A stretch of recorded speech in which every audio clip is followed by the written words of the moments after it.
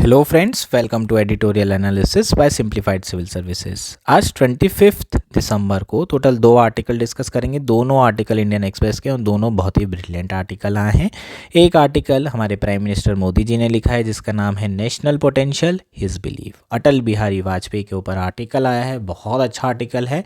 दो चीज़ हम यहाँ से ले सकते हैं। एक फर्स्ट है कि आर्टिकल कितना इजी लैंग्वेज में, लेमन टर्म्स में लिखा है। इसी तरह के मेंस में आपको आंसर लिखना होगा। अगर आप ऐसे आंसर लिखेंगे तो आप मैक्सिमम मार्क्स फैच कर सकते हैं। दूसरी चीज़ जो यहाँ पर इम्पॉर्टेंट है आपके लिए, वो ऐसे और एथिक्स के पर्सपेक्टिव से लीडरशिप के एग्जाम्पल दिए हैं, उसे नोट डाउन करिए और उसे यूज़ करिए एथिक्स में। ठीक, आप मॉरलिटी इन पॉलिटिक्स से रिलेटेड क्वेश्चन आते हैं तो वहाँ भी अटल बिहारी जी को यूज़ कर सकते हैं। एप्लीकेशन आर्टिकल की ज़्यादा इंपॉर्टेंट है रेदर देन कि आर्टिकल सिर्फ पढ़ना, जो आपको बाकी लोग बताया करते हैं, लेकिन हमारा फोकस रहता है कि इसे अप्लाई कैसे करना है। नेक्स्ट आर्टिकल जो डिस्कस करेंगे वो है द नेचुरल वे आउट। इसमें हम नेचुरल फार्मिंग के बारे में बात करेंगे कि क्यों नेचुरल फार्मिंग ज़रूरी है और क्या कॉस्ट इंडिया को पड़ रही है अभी intensive agriculture which is based on the chemical fertiliser. ठीक, सो किस तरीके से जो अभी करंट सिस्टम है, एग्री फूड सिस्टम है, वो इंडिया के लिए ख़तरनाक है। ये सारे एस्पेक्ट डिस्कस करेंगे, किस तरीके से food security, ecological security, nutrition security को थ्रेट कर रहा है, प्लस जो अल्टरनेटिव है नेचुरल फार्मिंग वो किस तरीके से बेनिफिट देगा। अगर आप लोगों को हमारा एनालिसिस पसंद आ रहा है तो प्लीज़ लाइक करें, कमेंट करें, शेयर करें, सब्सक्राइब करें। अगर इसकी PDF चाहिए तो आप हमारा टेलीग्राम चैनल भी ज्वाइन कर सकते हैं जिसकी लिंक आपको प्रोवाइड की गई होगी। आइए शुरू करते हैं हमारा एनालिसिस। हमारा फर्स्ट आर्टिकल है नेशंस पोटेंशियल हिज बिलीफ। यह आर्टिकल इंडियन एक्सप्रेस में आया है। GS4 एथिक्स मेंस के पेपर के लिए काफ़ी इंपॉर्टेंट आर्टिकल है। आपको डायरेक्टली मेंस में क्वेश्चन पूछा जा सकता है कि कौन से लीडर को आप आइडलाइज करते हैं, उसके बारे में लिखने के लिए आ सकता है। इसके अलावा एग्जाम्पल में, लीडरशिप के एग्जाम्पल में भी आप अटल बिहारी वाजपेयी जी के बारे में लिख सकते हैं। बहुत अच्छा ये आर्टिकल है। प्राइम मिनिस्टर मोदी जी के द्वारा ये आर्टिकल लिखा गया है और आर्टिकल लिखने का कारण है दिसंबर 25, आज 100वीं वर्षगांठ जो है उनकी मनाई जा रही है। गवर्नेंस डे के नाम से भी हम इस दिन को सेलिब्रेट करते हैं। सो ये सारी चीज़ें आपके लिए इंपॉर्टेंट है। प्रीलिम्स में ऐसी चीज़ें पूछी जा सकती है, स्पेशली स्टेट PCS वगैरह में इस तरह का डेटाबेस क्वेश्चन आ सकता है। बाकी ऐसे में भी आप यूज़ कर सकते हैं। अटल बिहारी वाजपेयी जी का एग्जाम्पल आप दे सकते हैं। सो शुरू कर लेते हैं। सबसे पहले context. Today, December 25, is a very special day for all of us. Our nation marks the 100th Jayanti of our beloved former Prime Minister Atal Bihari Vajpayee ji. He stands tall as a statesman to continue to inspire countless people. ठीक, तो आज भी जो है उन्हें जाना जाता है कि बहुत ही सीजनल पॉलिटिशियन थे, बहुत ही ज़्यादा बड़े स्टेट्समैन थे और आज भी लाखों लोगों को वो इंस्पायर कर रहे हैं, पॉलिटिक्स में भी और अदरवाइज भी। When he took oath as a PM in 1998, our nation has passed through a period of political instability. 1998 में जब वो आए थे तो पिछले 9 सालों में 4 लोकसभा इलेक्शन हुए थे। तो ये पॉलिटिकल इनस्टेबिलिटी का जो दौर चल रहा था उसमें अटल जी ही थे जिन्होंने लोगों को भरोसा दिया और एक भरोसे वाली सरकार चलाई।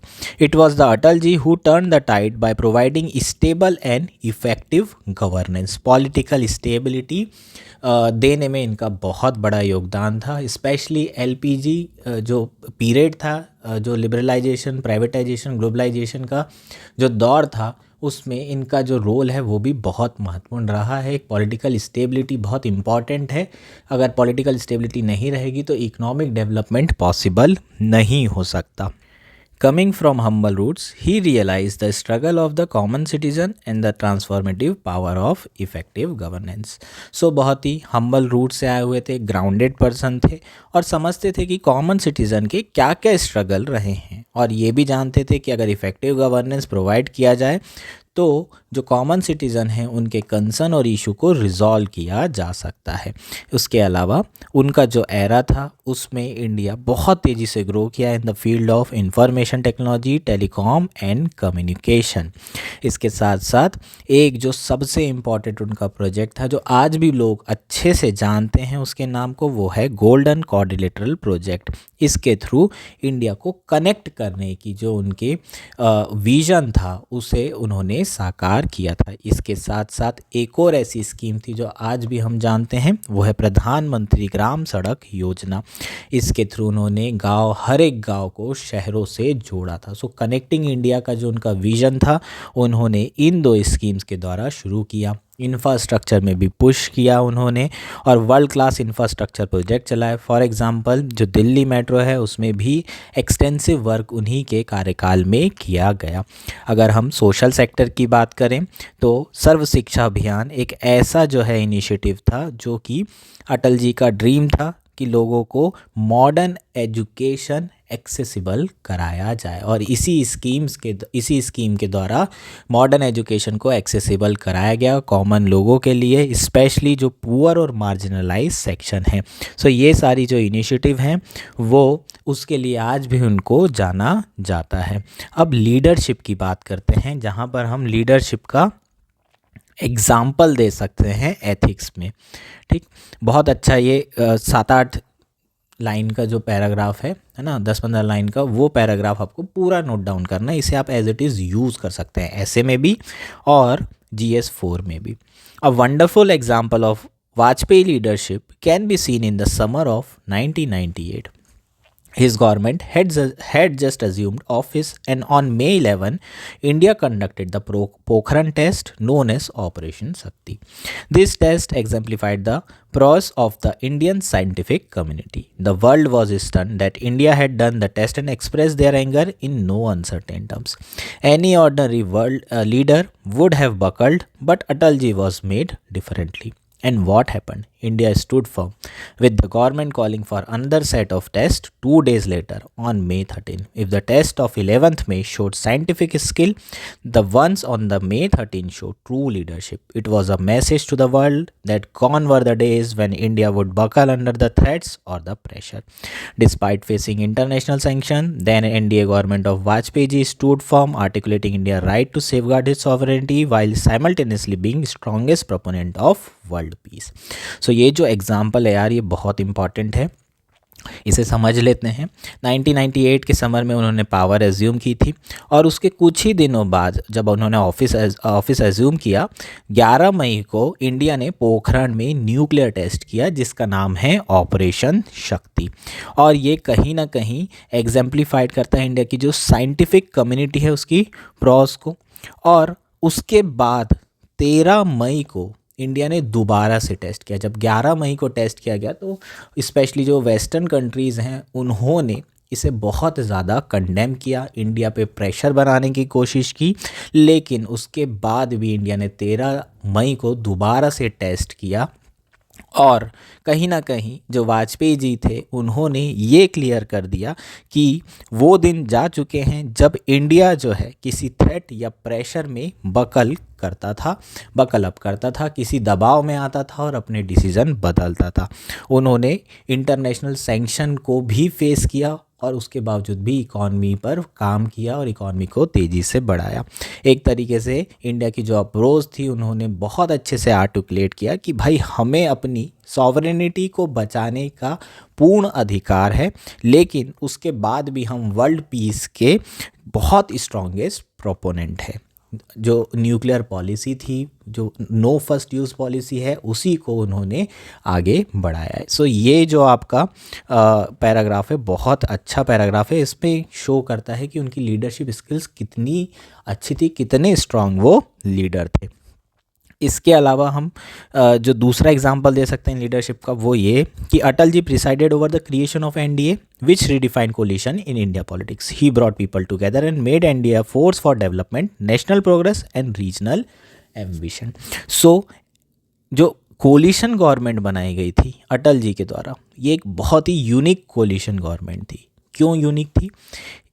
इसलिए यूनिक थी क्योंकि जो ममता बनर्जी थी वो भी इसका पार्ट थी। टीएमसी भी एनडीए के कोलिशन में हिस्सेदार थी। ममता बनर्जी रेलवे मिनिस्टर बनी थी 2000 में, which is very difficult to do in today's time. आप इमेजिन नहीं कर सकते, आपको लग रहा है क्या कि आज के समय में एनडीए सरकार के साथ ममता बनर्जी कोलिशन में आ जाए, पॉसिबल है क्या? नहीं है। कितना ज़्यादा कन्फ्लिक्ट होता है वेस्ट बंगाल गवर्नमेंट और सेंट्रल गवर्नमेंट का, ममता बनर्जी और प्राइम मिनिस्टर मोदी जी के बीच में कितना ज़्यादा कन्फ्लिक्ट है। तो आज के समय में ये तो पॉसिबल ही नहीं है। वो चीज़ उन्होंने पॉसिबल करके दिखाई। एक लेफ़्ट है और एक राइट है, दोनों आइडियोलॉजी को साथ में ले कर के सरकार चलाना अपने आप में बहुत डिफ़िकल्ट चीज़ है। दोनों एक्सट्रीम को एक साथ सेंटर पे लेके आना बहुत मुश्किल काम था, जो अटल बिहारी जी ने करके दिखाया है, और ये शो करता है कि वो कितने महान और ग्रेट लीडर थे। He was also not one to cling on to power through opportunistic means. He preferred to resign in 1996 instead of following the path of horse trading and dirty politics. In 1999, his government was defeated by one vote. A lot of people told him to challenge the immoral politics happening then, but he preferred to go by the rules. Eventually, he came back to power with resounding mandate from the people. So, ethical आदमी भी थे, morality भी थी, जो कि politics में हमें आज के समय में बिल्कुल देखने नहीं मिलती है।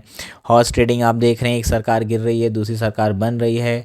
एमपी हो गया, राजस्थान हो गया, महाराष्ट्र हो गया, गोवा हो गया, ऐसे कितने स्टेट है जहाँ पर बीजेपी के द्वारा ही सरकार को गिराया गया कांग्रेस की, और यही चीज़ कांग्रेस पहले भी करते हुए आई है। सो बहुत ही मॉरल इंसान थे, बहुत ही नैतिक मूल्यों के सहारे चला करते थे अटल बिहारी वाजपेयी जी, और उनकी ये जो मॉरलिटी थी वो राजनीति में भी देखने को मिलती थी।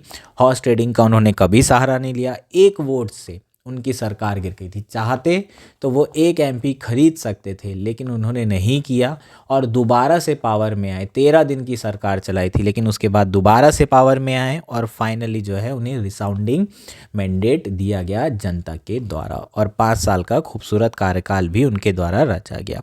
नेक्स्ट बात करते हैं, डेमोक्रेटिक थे। एंटी इमरजेंसी मूवमेंट में उनका बहुत बड़ा रोल रहा है। उसके बाद 1977 इलेक्शन में बहुत बड़ा रोल रहा है। जनता गवर्नमेंट को लीड करने में, जनसंघ को लीड करने में भी उन्होंने बहुत बड़ा रोल अदा किया था।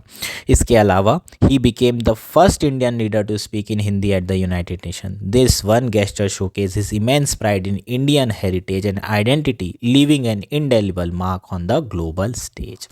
So, अगर हम देखें तो वो पहले ऐसे इंडियन लीडर थे जो यूनाइटेड नेशन में हिंदी भाषा में भाषण देकर आए थे, और कहीं ना कहीं ये शो होता है कि भाई उन्हें अपने जो आइडेंटिटी है इंडियन होने में कितना गर्व था, इंडियन हेरिटेज में कितना प्राइड फील करते थे, और वही चीज़ों को उन्होंने वर्ल्ड लेवल पर, ग्लोबल स्टेज में प्रोपोगेट किया है as a soft power.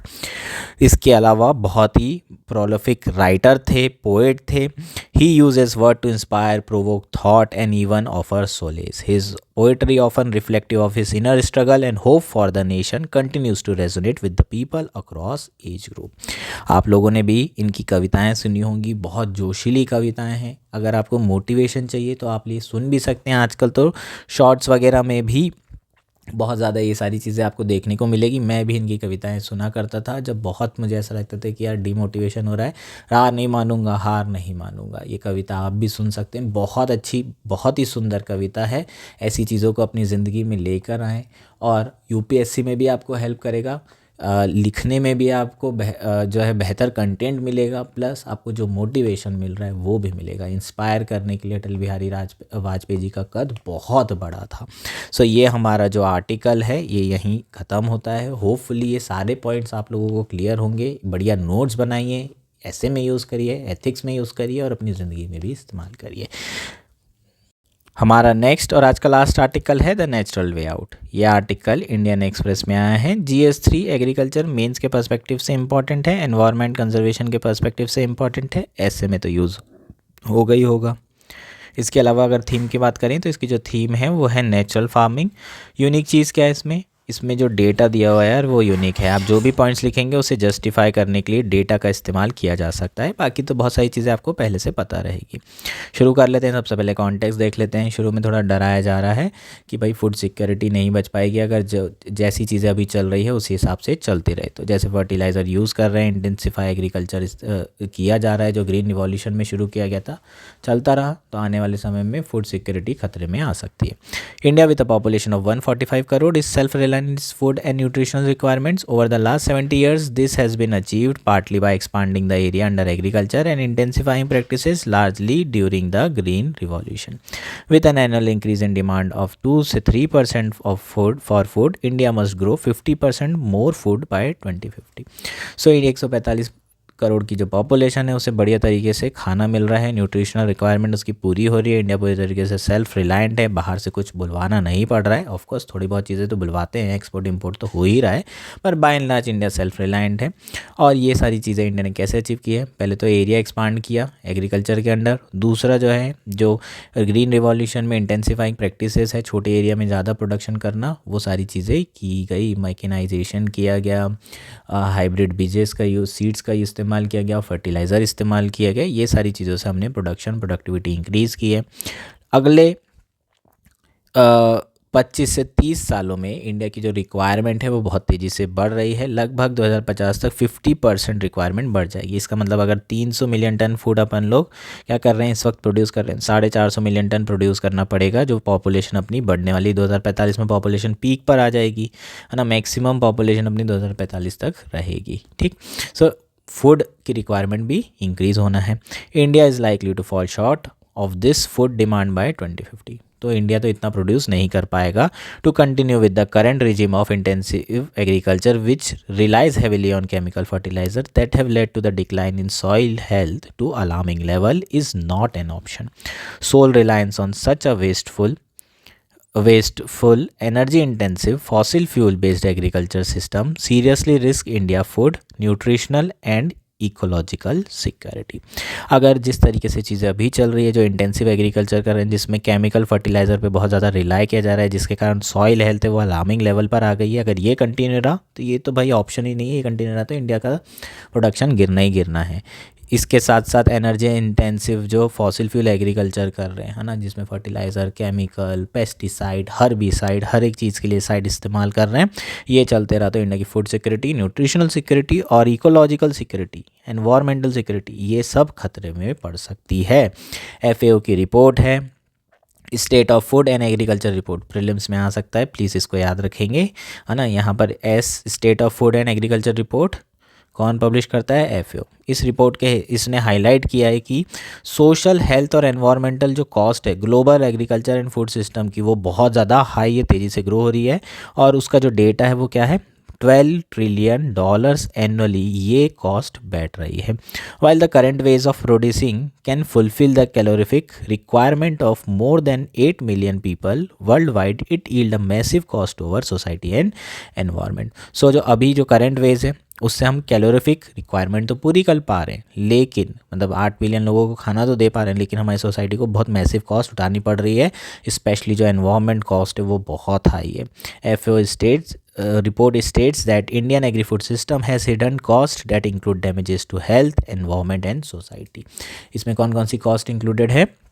Health, किसकी हेल्थ? फार्मर की, कंज्यूमर की, जो खा रहे हैं, हम खा रहे हैं फर्टिलाइज़र वाली चीज़ें खा रहे हैं, उसके कारण कुछ भी खाओ तो पता चलता है अरे इससे तो कैंसर हो सकता है, रिसर्च होती तो पता लगता है कि अरे ये जो खा रहे हैं इसमें ये एक ऐसा एलिमेंट है, एक ऐसा कंपाउंड है जिससे आपको आगे चल के कैंसर। तो ये हेल्थ जो कंज्यूमर की है, जो फार्मर्स की है, दोनों ही खतरे में। एनवायरनमेंट तो है ही, डिप्लीशन ऑफ वाटर हो रहा है, सॉइल की हेल्थ बर्बाद हो चुकी है, जो लैंड है वो एरेबल लैंड बच नहीं पा रही है, NP के रेशियो बर्बाद हो चुका है, ये सारी चीज़ें हो चुकी है, एनवायरनमेंट बहुत ज़्यादा डिग्रेड हो गया है, लैंड जो है बहुत ज़्यादा डिग्रेड हो चुकी है। सोसाइटी को ओवरऑल तो नुकसान ही होगा ना, क्योंकि अगर खाना नहीं होगा तो क्योस होगा सोसाइटी में, ना। अगर जो रिच होंगे वो तो महंगा भी खरीद लेंगे, लेकिन जो पुअर होगा उनको बहुत ज़्यादा नुकसान होगा। अगर सप्लाई कम हो जाती है तो सप्लाई कम होगी तो कॉस्ट बढ़ेगी ना, और डिमांड ज़्यादा, सप्लाई कम, कॉस्ट हाई, प्राइसेस राइज, तो कौन को नुकसान होगा? जो गरीब होगा उनको बहुत ज़्यादा नुकसान होगा। फिर हैव और हैव नॉट वाली सिचुएशन आ जाएगी, जो मार्क्स ने कहा था। फिर आंदोलन होगा सोसाइटी में, या तो क्रिमिनल वगैरह, ये सारी एक्टिविटीज़ बहुत ज़्यादा बढ़ जाएगी। सो बहुत ज़्यादा लॉस हो सकता है आने वाले टाइम में, और भी बढ़ सकता है।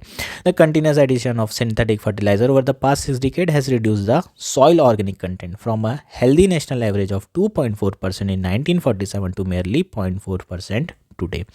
So अगर हम देखें जो सॉइल ऑर्गेनिक कार्बन कंटेंट है सॉइल का, 1947 में 2.4% था, ये नेशनल एवरेज था। आज के समय में ये केवल 0.4% रह गया है। अगर थ्रेशोल्ड की बात करें तो 1.5% जो है थ्रेशोल्ड है, which is essential for maintaining soil arable properties. Not only has it affected the prospect of food security, but it has also cost India a huge sum of 47.7 lakh crore over the last 70 years, amounting to rupees 68,243 crore per year in lost carbon value. अगर हम देखें है ना, इसकी monetary terms में यहाँ data दिया हुआ है, इससे भी आप यूज़ कर सकते हैं, क्योंकि ये FAO के जो रिपोर्ट है उसी से उठाया गया है। सो इंडिया को टोटल जो कॉस्ट पड़ रही है 70 सालों में, वो 47 लाख करोड़ इंडिया का जो है कॉस्ट पड़ी है। किनके कारण? जो इंडिया का कार्बन कंटेंट, जो सॉइल डिग्रेडेशन हो रहा है, जो एनवायरमेंटल डिग्रेडेशन हो रहा है, अगर उसको मॉनेटरी वैल्यू में लाई जाए।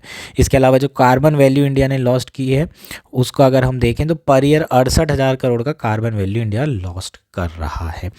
This cost are in addition to the current 2 lakh crore per year subsidy to the fertiliser industry. Synthetic fertiliser also cost about 25 million tonne of greenhouse gas emission, costing rupees 14,813 crore per year. सो ये सारी चीज़ें तो है ना, जो fertiliser use करने से नुकसान हो रहा है वो तो हो ही रहा है, ऊपर से सरकार सब्सिडी भी दे रही है सब फर्टिलाइज़र इस्तेमाल करने के लिए, वो लगभग 2 lakh crore per year subsidy में जा रहा है। इसके बाद जब आप फर्टिलाइज़र प्रोड्यूस करते हो, बना रहे हो इसे, तो उसके लिए भी आपको ग्रीन हाउस गैस एमिशन हो रहा है, जो कि 25 मिलियन टन है, जिसकी कॉस्ट पर ईयर 15,000 करोड़ के आसपास है। सो मतलब एक तो आप फर्टिलाइज़र इस्तेमाल कर रहे हो, उससे आपको और नुकसान ही हो रहा है, सोशल कॉस्ट, एनवायरमेंटल कॉस्ट, सारी चीज़ें हो रही है, और उसके बाद फर्टिलाइज़र इस्तेमाल करने के लिए भी सरकार को पैसा देना पड़ रहा है। तो आप समझ सकते हैं कि डबल जो है यहाँ पर डायकोटोमी देखने को मिल रही है, डबल वैम्पी हमें देखने को मिल रही है। This subsidies support the wasteful use of synthetic fertiliser that directly reduce soil organic content, generate enormous greenhouse gas emission, serious risk India food nutritional and ecological security. So ये जो fertiliser है, इसके कारण directly soil का organic content जा रहा है, green house gas emission हो रहा है, फूड सिक्योरिटी और न्यूट्रिशनल सिक्योरिटी, इकोलॉजिकल सिक्योरिटी सब खतरे में आ गई है।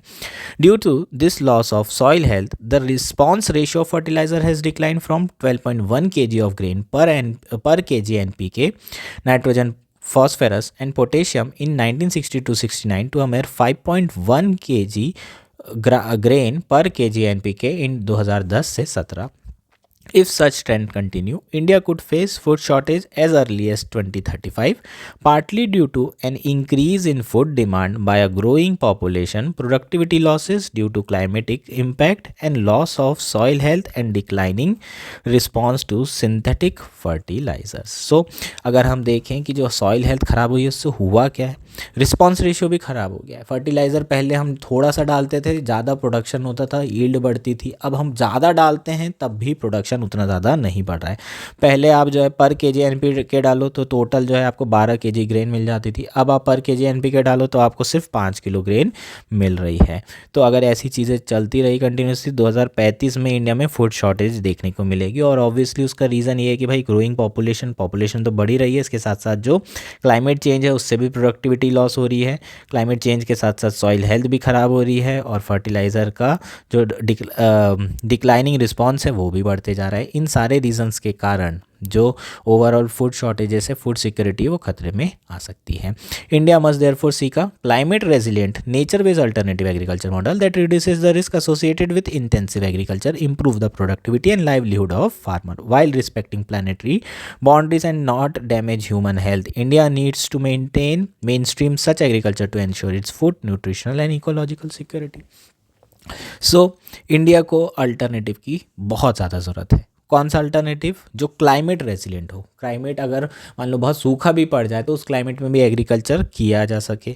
दूसरा, नेचर बेस्ड हो, नेचुरल तरीके से ये एग्रीकल्चर होना चाहिए, नेचर को खतरा नहीं होना चाहिए। इस तरह के अल्टरनेटिव एग्रीकल्चर मॉडल की बहुत ज़्यादा यहाँ पर आवश्यकता देखने को मिल रही है, जो कि इंटेंसिव एग्रीकल्चर से काफ़ी ज़्यादा अलग है, और उसके साथ साथ फार्मर्स की लाइवलीहुड भी इम्प्रूव करे, उनकी जो इनकम है उसे भी बढ़ाए।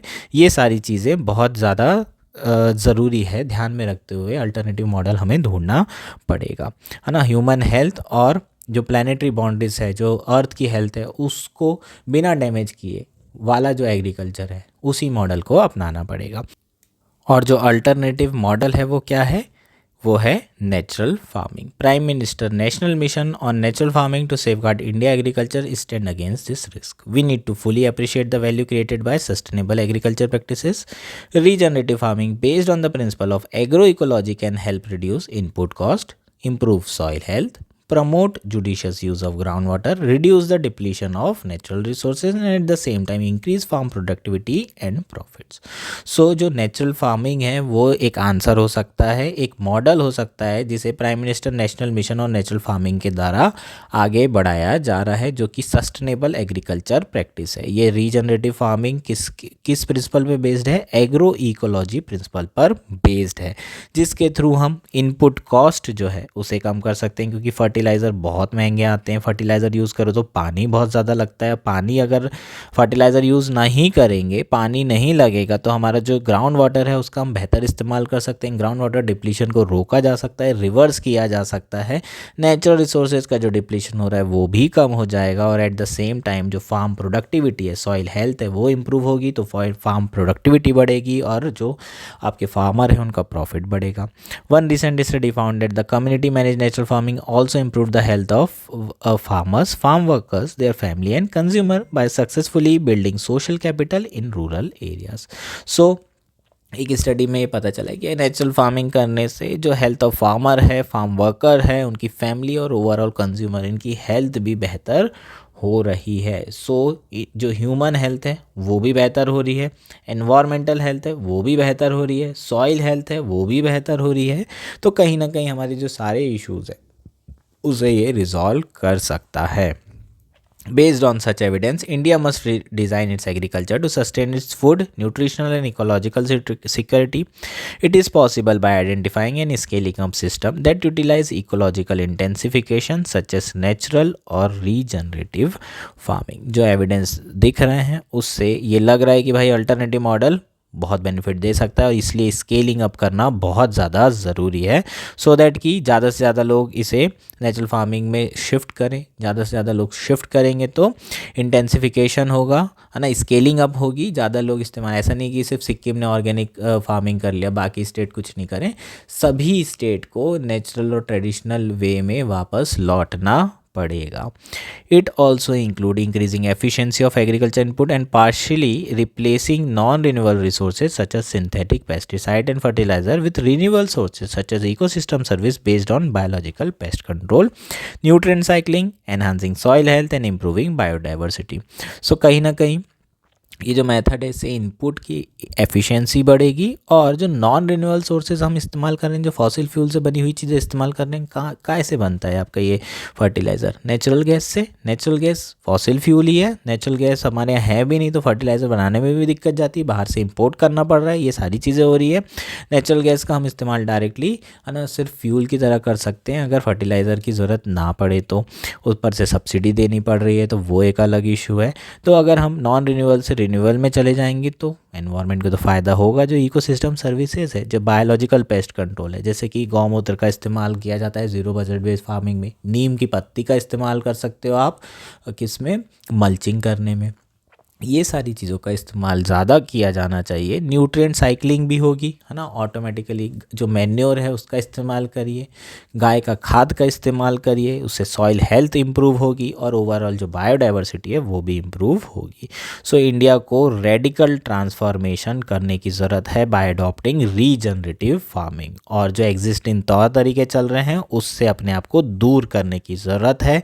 एग्रो इकोलॉजिकल प्रिंसिपल प्रैक्टिस करने की ज़रूरत है और साथ में जो सोशल कैपिटल है उसे एनहांस करने की ज़रूरत है। ज़्यादा से ज़्यादा लोग इसमें पार्टिसिपेट करें, उसके लिए आपको अवेयरनेस बढ़ाना पड़ेगा। प्लस इस फील्ड में आपको इंटेंसिव और लॉन्गिट्यूडनल फील्ड रिसर्च करनी पड़ेगी across all 15 agro climatic zone. सारे क्लाइमेटिक जोन के हिसाब से कौन सी फसल लगाई जा सकती है, नहीं लगाई जा सकती, ये सारी चीज़ें तभी होगी जब आप इस पर रिसर्च करेंगे, तभी इसके ट्रू बेनिफिट्स मिलेंगे। प्लस लोकल और नेशनल लेवल पर अवेयरनेस बढ़ानी ज़रूरी है कि भाई क्लाइमेट रेजिलिएंट क्रॉप का इस्तेमाल किया जाए, एनवायरनमेंट फ्रेंडली क्रॉप का इस्तेमाल किया जाए।